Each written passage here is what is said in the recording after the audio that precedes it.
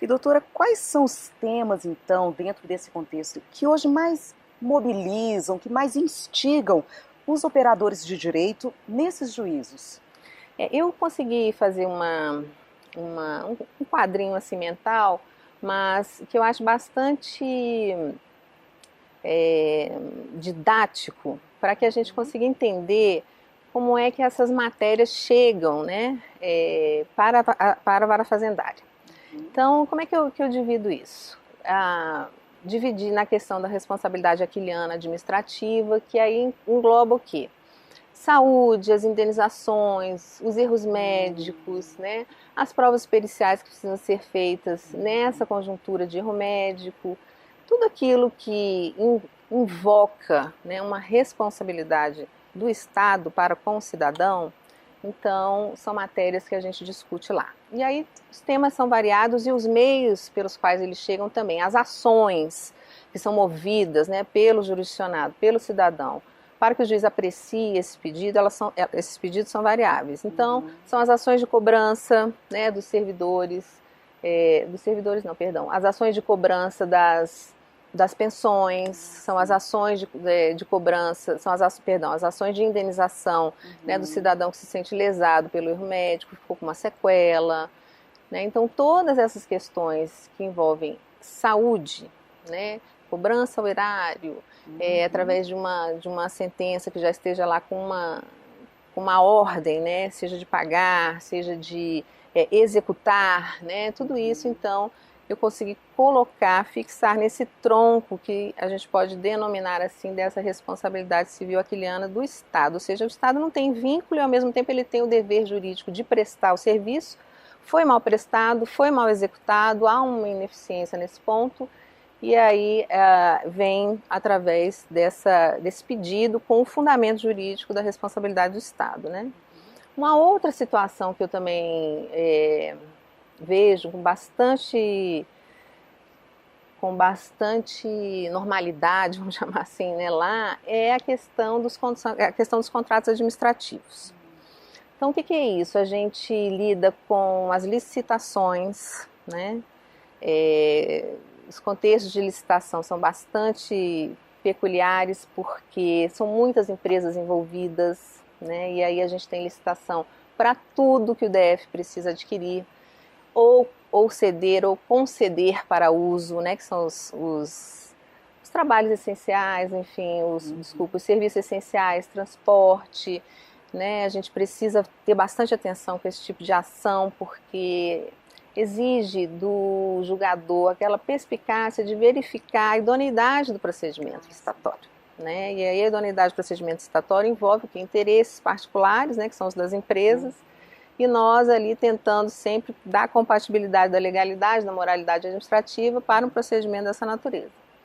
O fato é que nesses contratos administrativos eu incluí também, né, uma denominação de contrato administrativo para a gente verificar quando trata das questões das gratificações de servidores, das restituições que precisam ser feitas para eles através desse vínculo estatal, né, que é o serviço público.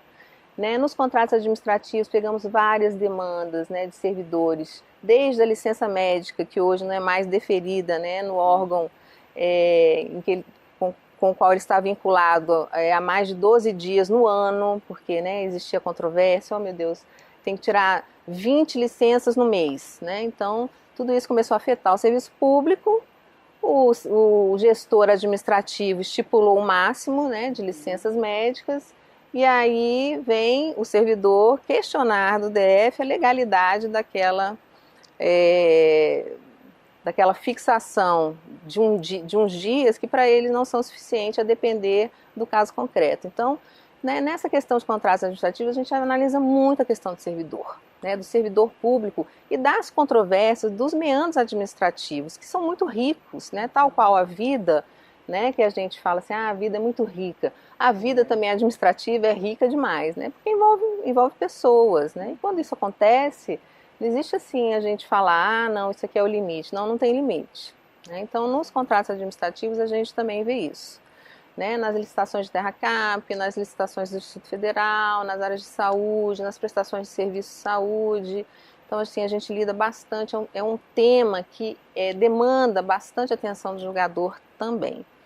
Né? E, por fim, eu falo muito dessa implementação dos direitos fundamentais, que é um terceiro tronco que eu consegui encaixar para a gente ter uma visualização assim macro, né, do que acontece em termos de controle de política pública nas varas de fazenda e juízes da fazenda, juizados da fazenda, para colocar o seguinte, que é nessa implementação de direitos fundamentais, a gente verifica muitas situações que acarretam consequências e os seus efeitos, irradiam seus efeitos para uma coletividade. O interesse, né, acaba incluindo interesses difusos e coletivos, de uma série, por exemplo, de um sindicato. Né, um sindicato da Associação dos Médicos Peritos, como foi um caso bastante sui generis que tive lá. Né, que acaba que os sindicatos movem as ações para aquela classe X, né, de servidores, contestando provimentos e portarias, né, que são editadas e que, no sentir da classe, afeta o direito da classe.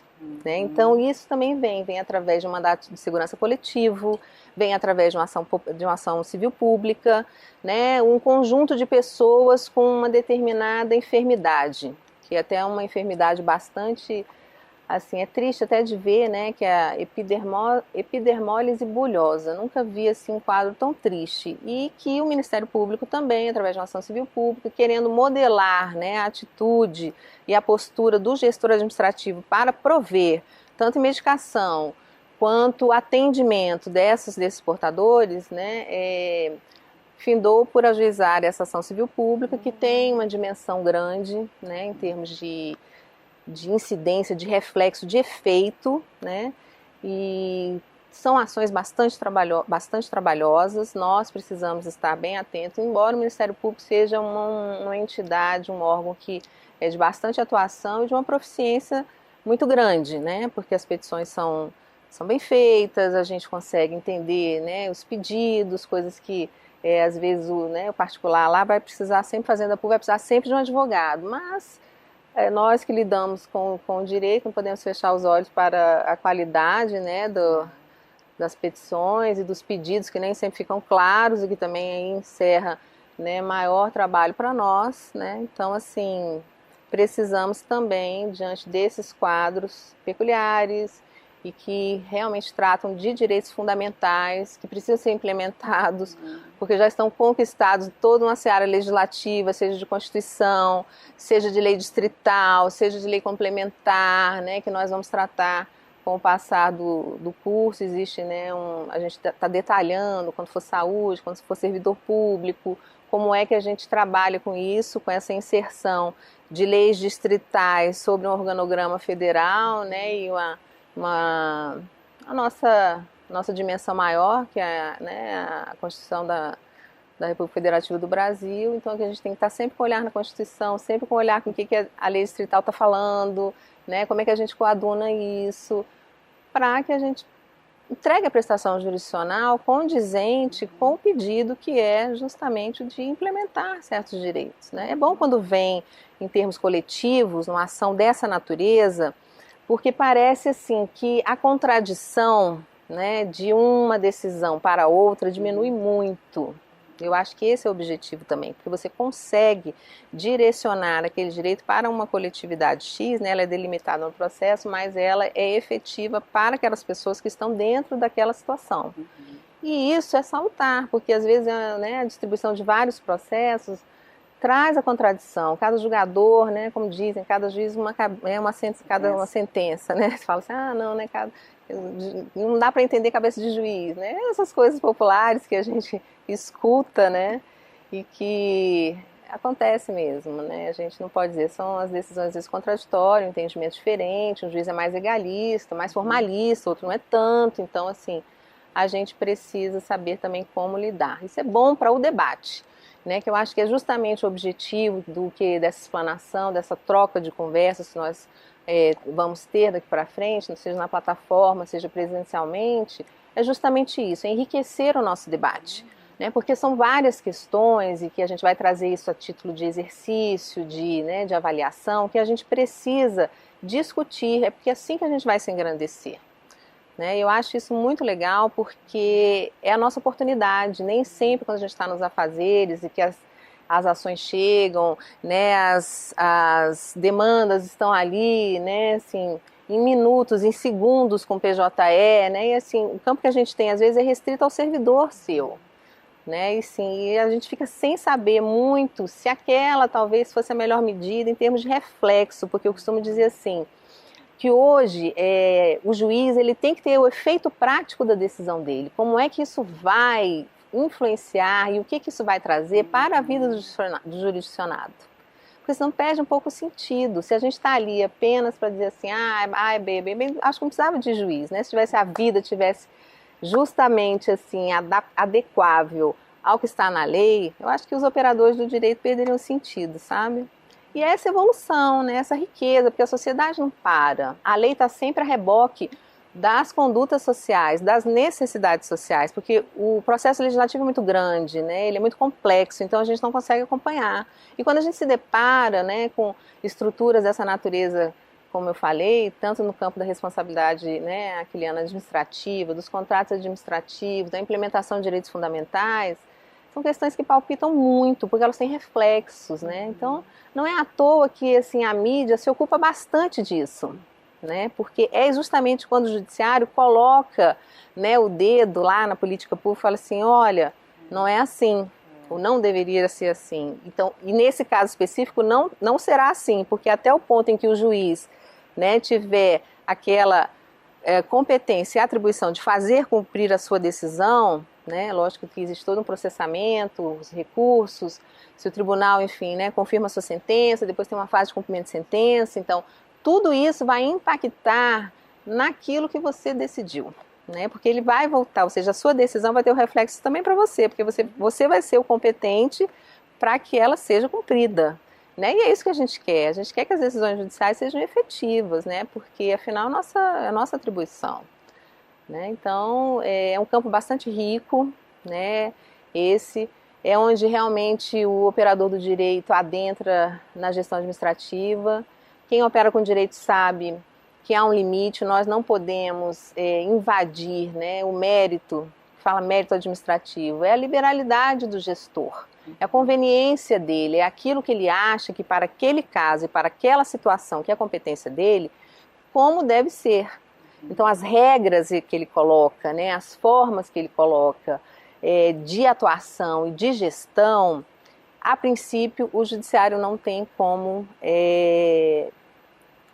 mandar fazer diferente. A questão é quando pairamos aí para a ilegalidade. A ilegalidade, vamos ler assim, tudo aquilo que não está sendo efetivado em termos de direito, né? Porque não deixa de ser uma forma de ilegalidade. A partir do momento em que nós que cidadãos pagamos nossos impostos, não são baratos, né? Nós que sabemos. Então, a partir do momento que buscamos um serviço de saúde, a partir do momento que buscamos uma creche, a partir do momento que buscamos uma escola, a partir do momento que temos que nos utilizar de um transporte público, nós não temos nada disso como sociedade, então, se não houver a intervenção do judiciário, eu não vejo formas de que as coisas comecem a mudar, né? E aí eu cito Thomas Kuhn, que é a teoria das evoluções científicas, que fala o seguinte, que o significado da crise é justamente isso. O significado da crise é a tentativa de se mostrar que há necessidade de se renovar os instrumentos. E é certíssimo, quando a gente adequa isso para a vida, que a gente vê assim, nossa, como isso está resvalando no judiciário, por que essa situação de saúde, por que essa situação de transporte público, por que essa situação de educação resvala tanto no judiciário? Nós, como operadores do direito, a princípio nós não temos esse mecanismo administrativo para solvermos, mas é um método, é uma forma que hoje a sociedade encontra, pelo menos de se sentir um pouco mais vista por um gestor que talvez não dê a importância que isso tem, né? As renovações eleitoreiras, a gente vê muito, né, a gente tentando acertar como cidadão, vamos votar assim, votar assado, mas assim, até que a gente chegue lá com esse nível de consciência, né, vai demandar um tempo, né?